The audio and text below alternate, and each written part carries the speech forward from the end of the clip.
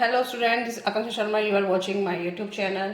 और मैं आपके लिए लेके आई हूँ, मैंने यही वीडियो आपकी हाफ ईयरली एग्जाम्स के लिए जनरल एंट्री की बनाई है। पहले भी मैंने 10 जो जनरल एंट्री दी हैं आप उनकी प्रैक्टिस कर लेना, और ये 10 आपकी थोड़ी सी इम्पोर्टेंट है क्योंकि कई बार इनमें से रिपीट हो जाती हैं, तो आप इनकी प्रैक्टिस ज़रूर करके जाएँ स्टूडेंट। ठीक है, तो 10 वो 10 ये 20 जनरल एंट्री काफ़ी इंपॉर्टेंट है। तो स्टार्ट करते हैं। Interest due but not receive 2400। Interest due but not received, जहाँ भी ड्यू और रिसीव, ड्यू और पेड, तो आपको कंफ्यूजन नहीं होना, क्योंकि जहाँ भी आप ड्यू देखते हो आप समझते हो कि आउटस्टैंडिंग एक्सपेंस है, लेकिन यहाँ इनकम की बात हो रही है। तो ये क्या है, आपकी एक्रूड इनकम है।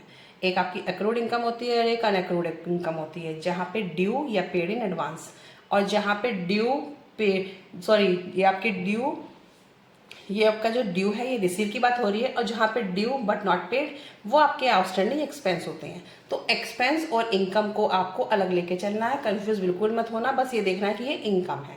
ठीक है, interest due but not receive, it means आपने पैसा कहीं से अर्न तो कर लिया है बट अभी आपके हाथ में नहीं आया है। तो इसके लिए आप क्या करेंगे, इसके लिए का अकाउंट खोला जाएगा,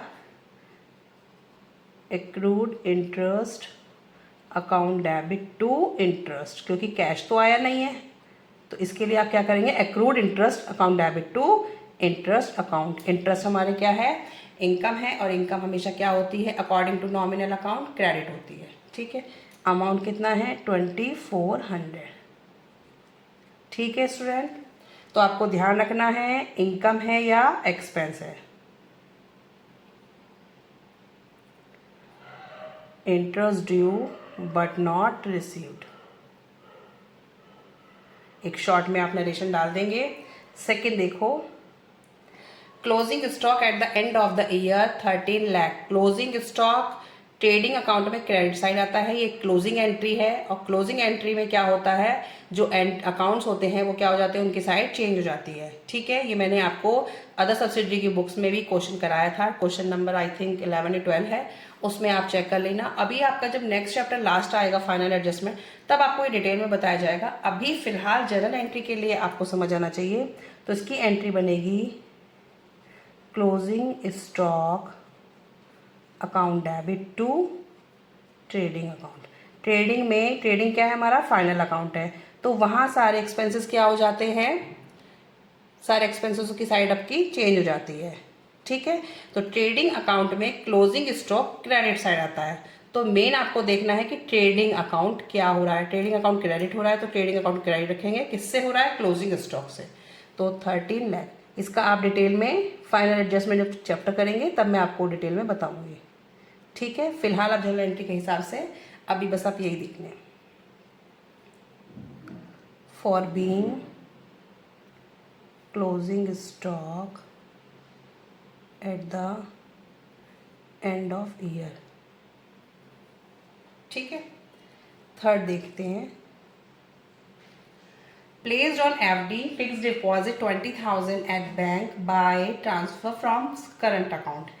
एफडी को कन्वर्ट कर दिया है किसमें, सॉरी करंट अकाउंट को कन्वर्ट कर दिया है एफडी में। जो आपका करंट अकाउंट खुला हुआ था उसे आपने एफडी में कन्वर्ट कर दिया। तो एफडी क्या होती है, fixed deposit,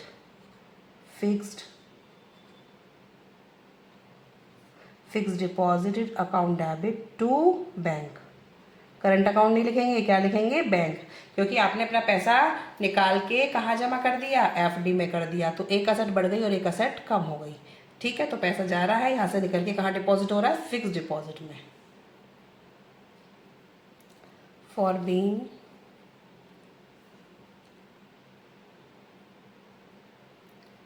FD transfer from current account, मैंने शॉर्ट में डाल दिया है। अमाउंट है आपका 20,000। ठीक है, तीनों एंट्री बहुत सिंपल है, बस थोड़ा सा आपको अपना माइंड अप्लाई करना है। Interest on bank loan 12% is due for 1 month 2 lakh. ठीक है, आप interest on bank loan, due आ गया ना वर्ड, लेकिन इंटरेस्ट तो आप पे करेंगे, तो क्या हो गया, ये एक्सपेंस हो गया। तो जब एक्सपेंस की बात आ जाए और ड्यू आ जाए तो आपको समझना क्या है, आउटस्टैंडिंग एक्सपेंस है।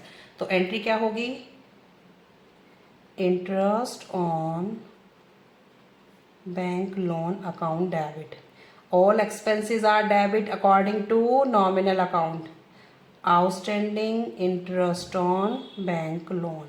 इसको आपको ऐसे ही पूरा लिखना पड़ेगा, ठीक है।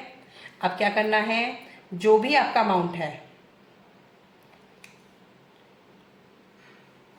जो भी आपका अमाउंट है, कितना अमाउंट है, 2 लाख है, 2 लाख जो लोन लिया गया था उसका 12% और 1 मंथ के लिए, तो ये आपका 2000 का अमाउंट आ जाएगा।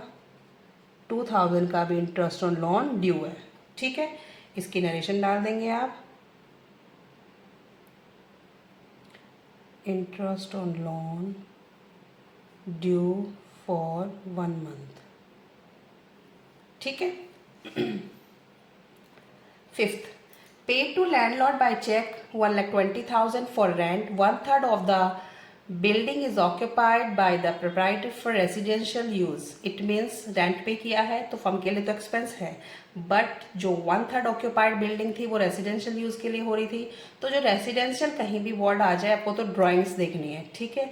और नॉर्मल जो बाकी का जो बचा हुआ है वो आपने नॉर्मल रेंट पे किया अपनी फर्म का, तो एंट्री क्या होगी, जो नॉर्मल फर्म का एक्सपेंस है उसे हम लिखेंगे रेंट अकाउंट डेबिट। फर्म अपने एक्सपेंस को किस तरीके से लिखती है, रेंट अकाउंट डेबिट। जो रेसिडेंशियल में आ गया उसको आप ड्राइंग में दिखाएंगे क्योंकि वो पर्सनल है, पर्सनल का फर्म से कोई रिलेशन नहीं होता। टू किसके थ्रू पेमेंट किया है, चेक के थ्रू, तो टू बैंक, ये आपकी एंट्री बनेगी, ठीक है।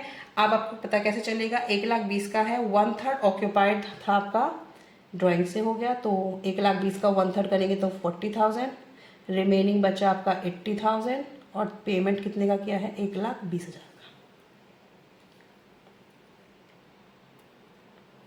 For being paid rent 1/3 for residential and balance for firm expenses, ठीक है। जो भी है मैंने इससे। अब नेक्स्ट ट्रांजेक्शन है स्टूडेंट आपकी, sold goods costing 45,000 to Manoj at a profit 33 1/3% on cost less 20% TD and paid carriage 400 to be charge from the customer से चार्ज किए गए हैं, तो फर्म ने चार्ज किए हैं तो फर्म के पास तो पैसा आया है, ठीक है। अब आपको 33% जो है ये आपको जो लिखा आएगा इसको आप 1/3 मानेंगे। कैसे मानेंगे, 33 1/3 हो जाएगा 100/3, नीचे आपका 100 है, परसेंट है, तो 100 से 100 कट जाएगा तो कितना बचा, 1/3। तो जब भी आपको इस तरीके से आया आप उसको 1/3 मानेंगे। अब 45 का 1/3 कितना हो जाएगा, 15,000, ठीक है। तो 45 की चीज़ आपने कितने में सेल करी है, 60,000 में, बट अभी TD भी लगेगा, लेस 20% TD कितना हो जाएगा, 12,000, तो ये आएगा आपका 48,000 प्लस कैरेज के जो पैसे और मांगे हैं तो 400 ऐड हो जाएंगे, ठीक है। ये बात समझ आ गई। अब एंट्री क्या पास होगी, एंट्री पास होगी आपकी, ये आपकी एंट्री है 6 एंट्री है आपकी।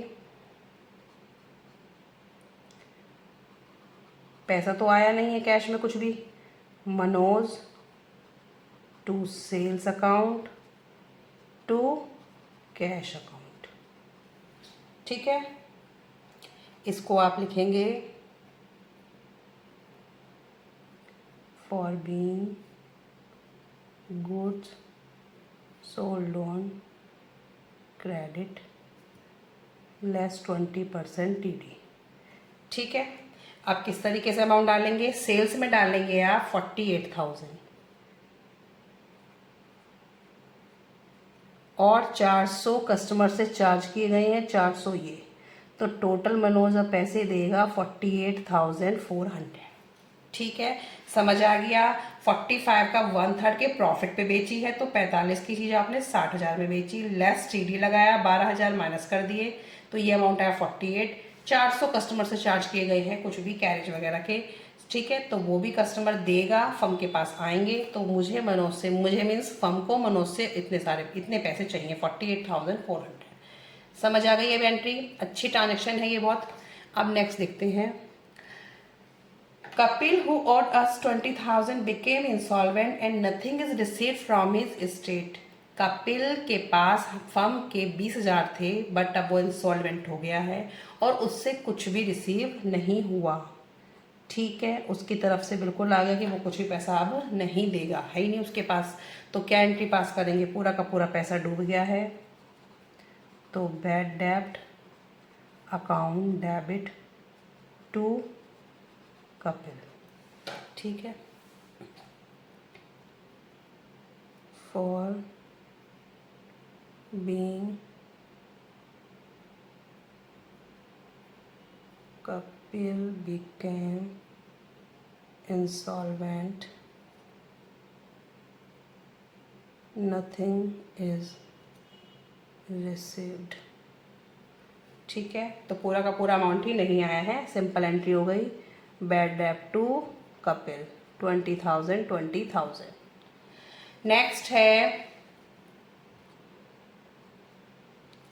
Goods costing 80,000 sold to Mohan for ₹1 lakh.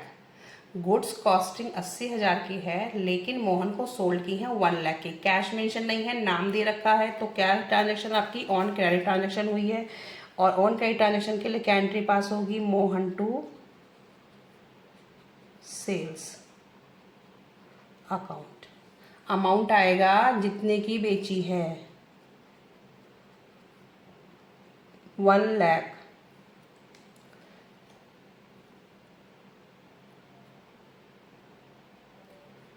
Goods sold on credit 80,000 की चीज आपने 1 लाख में सेल करी, तो आप जब एंट्री पास करेंगे तो दिखाएंगे कि 1 लाख। ठीक है, मोहन टू सेल्स अकाउंट में 1 लाख आएगा, कोई प्रॉफिट कोई लॉस आपको शो नहीं करना है।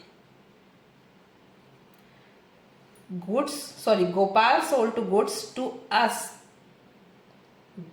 Gopal sold to goods to us, तो ये ट्रांजेक्शन आपकी किस तरीके से होगी, 3 लाख का है। तो कोई भी 3 लाख के जो गुड्स थी वो गोपाल ने हमें बेची हैं, तो हमने क्या किए हैं, हमने तो परचेज किए हैं। देखो ट्रांजैक्शन का सेंस ही बदल गया है। स्टूडेंट्स को सोल्ड को देख के आप सेल्स अकाउंट खोल देंगे, लेकिन नहीं, क्या एंट्री बनेगी, purchase account debit to Gopal. ठीक है, 3 लाख 3 लाख।